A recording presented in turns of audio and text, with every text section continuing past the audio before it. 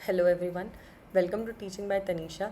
हम लोग अपनी सीटीपी की सीरीज़ कर रहे थे। अभी हम आ गए कोलबर्ग के प्रीवियस ईयर क्वेश्चंस पे। आई होप आपको मेरी वीडियोस पसंद आ रही हैं। प्लीज़ उनको देखें। आपको कुछ समझ नहीं आता है आप कमेंट सेक्शन में कमेंट कर सकते हो।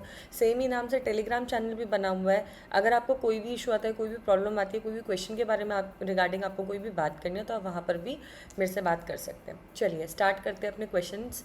बहुत ज़्यादा क्वेश्चन नहीं है कोलबर्ग के ऊपर, बट हाँ जिस टाइप के क्वेश्चंस बन सकते हैं उस टाइप के सारे क्वेश्चंस मैंने इसमें डालने की कोशिश पूरी करी है। चलिए स्टार्ट कर देते हैं। सबसे पहला क्वेश्चन आपका आ जाता है, according to Kohlberg moral development depends upon. Kohlberg के अनुसार नैतिक विकास किस पर आधारित है?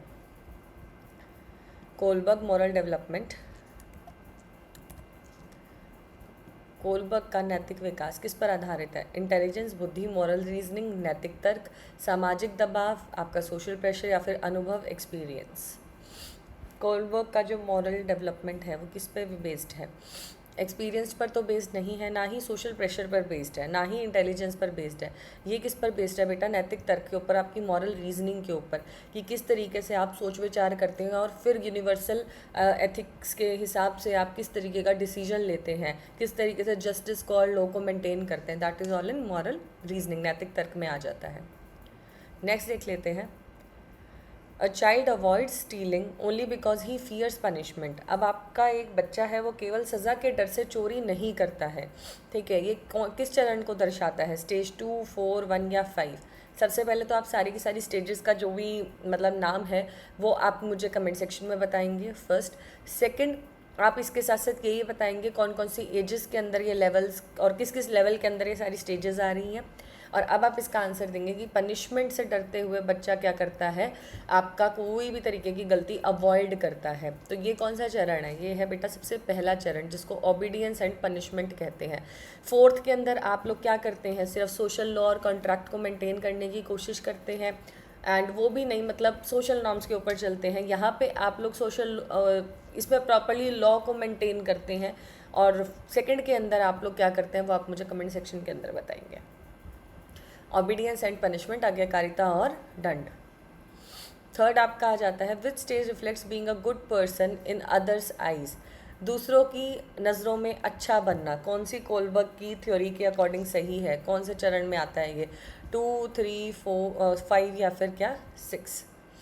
बताएं। दूसरों की नज़र में अच्छा बनना, देखिए ना तो ये सेकंड में आता है, ना ही ये फिफ्थ और सिक्स्थ में आता है। आपने याद है आपको कि एक आपकी स्टेज थी जो थी गुड बॉय गुड गर्ल की स्टेज, और वो स्टेज कौन सी थी? आपकी थर्ड, जिसके अंदर बच्चा सिर्फ अच्छा बनने के लिए सारी चीज़ें क्या करता है। गुड बॉय गुड गर्ल, अच्छा बनना। A person follows traffic rule only because he respects law and order. सिर्फ इसलिए वो कानून और व्यवस्था के सम्मान के कारण ट्रैफिक नियमों का क्या करता है? पालन करता है। कौन सा स्टेज है ये भी?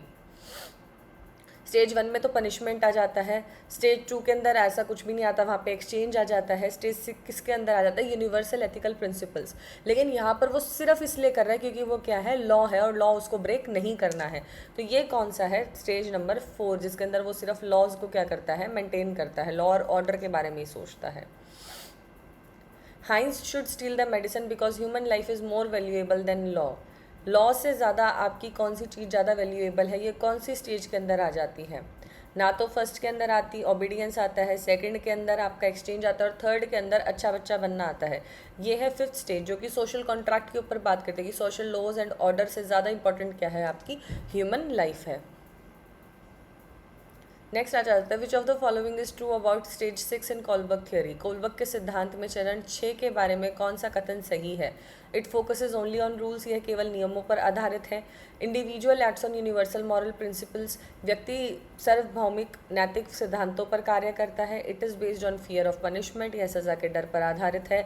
It focuses on social relationships, यह सामाजिक संबंधों पर केंद्रित है। बताएं। सिक्स के अंदर कोई भी आपका फियर ऑफ पनिशमेंट तो नहीं ही होता है। ठीक है, ये तो होता ही नहीं है, इसको तो हम वैसे ही काट देते हैं। सिर्फ रूल्स पे फोकस करें, ऐसा भी नहीं होता है। सिर्फ सोशल रिलेशंस पे फोकस करें, ऐसा भी नहीं होता है। इंडिविजुअल एक्ट करता है किस पे, यूनिवर्सल मॉरल प्रिंसिपल पे। याद कीजिए स्टेज 6 आपकी क्या है, लास्ट स्टेज है कोलबर्ग की थ्योरी की। Next question, why is Kohlberg theory called cognitive? Kohlberg का सिद्धांत संज्ञानात्मक क्यों कहलाता है?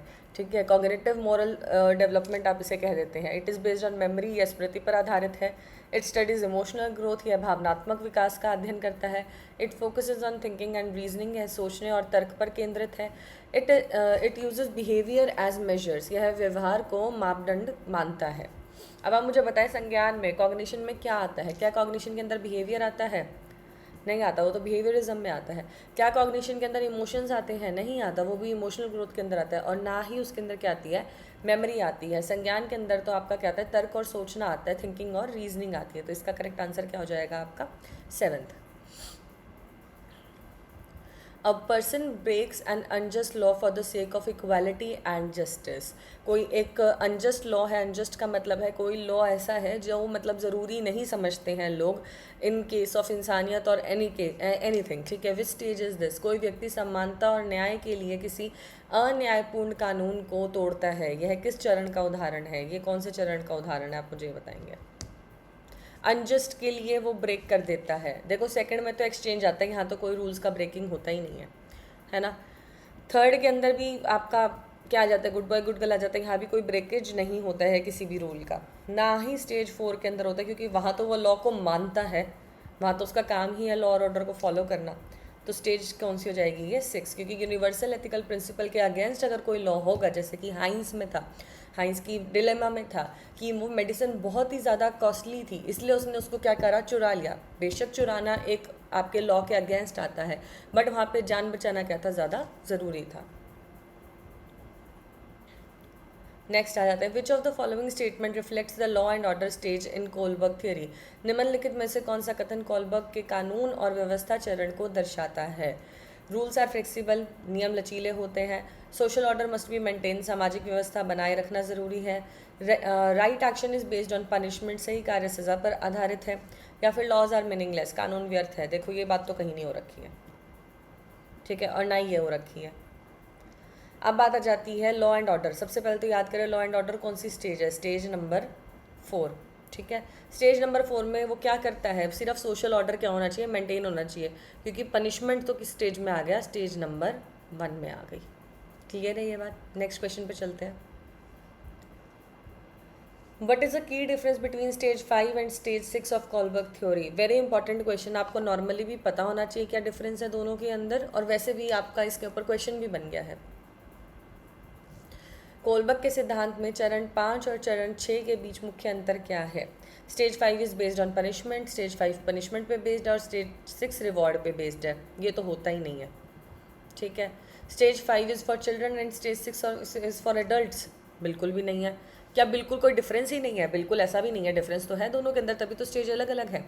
स्टेज 5 फॉलो सोसाइटल नॉर्म्स, ठीक है, ये क्या करता है, सोशल कॉन्ट्रैक्ट को मेंटेन करता है। लेकिन जो स्टेज 6 है वो क्या है, सेल्फ चूजन मॉरल प्रिंसिपल है। आप सेल्फ अवेकनिंग करते हैं, आप सेल्फ उसको रिलेट करते हैं, या आप अपने आप ही उनको चीज़ों को क्या करते हैं, समझते हैं उसके अंदर। Kohlberg theory evaluates moral development bye examining. Kohlberg का सिद्धांत नैतिक विकास का मूल्यांकन किसके आधार पर करता है?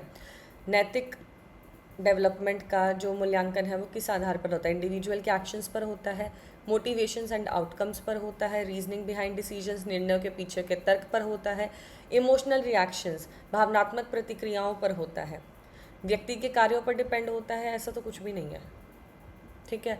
मोटिवेशन और आउटकम, उद्देश्य और परिणामों की बात उन्होंने करी नहीं है, ना ही उन्होंने इमोशनल रिएक्शंस की बात करी है। ये तो उनका सबसे बड़ा क्रिटिसिज्म है कि उन्होंने इसके बारे में बात ही नहीं करी है। और वो क्या देख रहे हैं, सिर्फ रीजनिंग बिहाइंड द डिसीजन, निर्णय के पीछे के क्या तर्क है। नेक्स्ट में आ जाते हैं। A student refuses to cheat in exam not because he fears punishment but because he believes it is morally wrong. अब याद करें, देखें यहाँ पे पनिशमेंट देख के स्टेज 1 मत लगाया ना। अच्छा, इसमें स्टेज 1 दे भी नहीं रखा है, बट अगर कोई एग्जामिनर अच्छा होता तो वो यहाँ पे स्टेज 1 भी दे के रखता, ठीक है।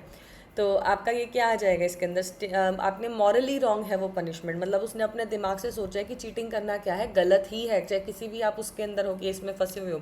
तो वो क्या है आपकी स्टेज नंबर 6, क्योंकि 2 के अंदर तो एक्सचेंज आ जाता है, ऐसा कुछ भी नहीं है, ना ही उसने कोई लॉ माना है यहाँ पे। उसने ये नहीं बोला कि हमें हाँ क्योंकि चीटिंग करनी नहीं चाहिए, स्कूल में मना है चीटिंग करना तो इसलिए मैं नहीं करूँगा, ऐसा कुछ भी नहीं है। और ना ही उसने सोसाइटल प्रेशर में आके किया है, ठीक है। तो दैट इज़ व्हाट 6, क्योंकि उसने मॉरली उसको बिलीव किया, खुद से सोचा है, उसने खुद से ही समझा है कि क्या है चीटिंग करना गलत है। Which of these is true about Kohlberg's theory? Kohlberg के सिद्धांत के बारे में निम्न में से क्या सत्य है? इट एंड्स एट एडोलोसेंस, यह किशोरावस्था में समाप्त हो जाता है। It focuses on observable behaviour, यह केवल व्यवहार पर केंद्रित है। इट एम्फोसाइजेज इंटरनल रीजनिंग, यह आंतरिक तर्क पर बल देता है। It applies only to boys, यह केवल लड़कों पर लागू होता है। ऐसा तो कुछ भी नहीं है, ठीक है। ना ही ऑब्जर्वेबल बिहेवियर के ऊपर कोई बात हो रही है यहाँ पे, और ना ही ऐसा कुछ है कि एडोलोसेंस में एंड हो जाएगा। इसका क्या है, क्योंकि ये इंटरनल रीजनिंग के ऊपर क्या करता है, फोकस करता है, आंतरिक तर्क पर ज़्यादा क्या देता है, बल देता है। Which criticism is most commonly raised against Kohlberg's theory? Kohlberg के सिद्धांत की सबसे सामान्य आलोचना क्या है? क्रिटिसिज्म क्या है, आलोचना क्या है सबसे, अभी मैं वैसे ऊपर बता के आई हूँ। It does not explain behaviour, यह व्यवहार की व्याख्या नहीं करता है। इट इज़ टू फ्लेक्सिबल, यह बहुत लचीला है। It under represents emotions and cultural differences, यह भावनाओं और सांस्कृतिक विविधताओं की उपेक्षा करता है। It is not valid for young children, यह छोटे बच्चों पर लागू नहीं होता है। देखिए कोलबर्ग का ऐसा कुछ भी नहीं है कि छोटे बच्चों पे लागू नहीं होता है, उन्होंने एकदम 2-3 ईयर्स की एज से ही बता रखा है सारा कुछ। ये फ्लेक्सिबल है, ऐसा भी कुछ नहीं है, स्टेप बाय स्टेप सीक्वेंस के साथ ही सारी की सारी स्टेजेस आती हैं। It does not explain behaviour, ऐसा भी कुछ नहीं है। उनका सबसे बड़ा प्रॉब्लम ये क्या है कि उन्होंने इमोशंस और कल्चरल डिफरेंसेस के ऊपर क्या किया है, सोचा ही नहीं है। और बहुत हद तक ये क्या है, मेल सेंट्रिक है, ठीक है, फीमेल सेंट्रिक नहीं है, क्योंकि उनके इमोशंस अलग होते हैं। Last question, in Kohlberg's theory moral dilemmas, Kohlberg theory में जो मॉरल डिलेमास है, नैतिक दुविधाएं, वो किस लिए प्रयोग की जाती हैं, किस लिए यूज़ होती हैं वो? मेजर मेमोरी, स्मृति मापने के लिए। Evaluate thinking behind moral decisions, नैतिक निर्णयों के पीछे की सोच को समझने के लिए। टेस्ट रिएक्शन स्पीड, प्रतिक्रिया की गति मापने के लिए। या फिर एक्सेस लैंग्वेज एबिलिटी, भाषा की क्षमता जांचने के लिए। लैंग्वेज से उनका कोई रिलेशन नहीं है, ना ही उनका स्पीड से कोई रिलेशन है, ना ही वो यहाँ मेजर कर रहे हैं मेमोरी। कोलबर्ग किस पे मेजर कर रहे हैं, आपके मॉरल डिसीजन के ऊपर बात कर रहे हैं, नैतिक निर्णयों पर बात कर रहे हैं, ठीक है। ये था आपका आज का आखिरी क्वेश्चन। कोलबर्ग पे ज़्यादा क्वेश्चंस मुझे नहीं इतने मिले भी नहीं है, to be very honest. Previous years के अंदर जितने पॉसिबल हो सकते थे मैंने अपने आप से भी क्वेश्चंस बना के आपके इसके अंदर डाले हैं। आई होप आपको समझ में आएगा कि किस टाइप से क्वेश्चंस बन सकते हैं। इट इज़ नॉट नेसेसरी कि वो डायरेक्टली पूछ लेगा आपसे चीज़ें, थोड़ी सी घुमा के भी पूछ सकता है ना। आपको स्टेजेस बहुत अच्छे से याद होनी चाहिए, दैट्स इट। स्टेजेस का मतलब बहुत अच्छे से याद होना चाहिए, और आपको याद होना चाहिए कि कौन से लेवल के अंदर ये आ रहा है। This is it about Kohlberg, इतना ही मोर देन इनफ रहेगा आपके किसी भी टीचिंग एग्जाम को के रिगार्डिंग, ठीक है। Thank you so much. Next अब हम लोग करेंगे लर्निंग। मैंने शायद लास्ट वीडियो में लर्निंग बोल दिया था, बट फिर मुझे याद है कि कोलबर्ग तो रह ही गया है बीच में। इसके बाद से हम लर्निंग ही स्टार्ट करेंगे, और लर्निंग बहुत बहुत बहुत इंपॉर्टेंट चैप्टर है। प्लीज़ उसको ध्यान से समझना। उसको थोड़ा सा डिफ़िकल्टी भी आएगी समझने के अंदर, पर मैं पूरी कोशिश करूँगी कि कम से कम टाइम में उसको ज़्यादा से ज़्यादा टॉपिक को कवर कर पाऊँ और अच्छे से आप लोगों को समझा पाऊँ। Thank you so much.